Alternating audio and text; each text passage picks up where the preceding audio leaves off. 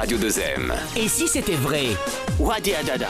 Imaginez que les écoliers accourent avec amour dans les salles de cours. À peine auraient-ils appris à marcher qu'ils mettraient déjà les pieds dans le plat pour accéder sans risquer de trébucher sur les marches qui mènent au préscolaire. La preuve, s'il en est, que le bonheur est dans le pré. Un pas après l'autre, la maternelle deviendrait un instinct pour la mère patrie qui refuserait définitivement de laisser ses enfants livrés à eux-mêmes hors du champ éducatif. Alors, pour les délivrer des chaînes de la méconnaissance, un programme pro réglé au milligramme près leur serait taillé sur mesure. Et il suffirait de quelques années pour gagner en taille et mesurer toute l'ampleur des progrès réalisés par les générations futures.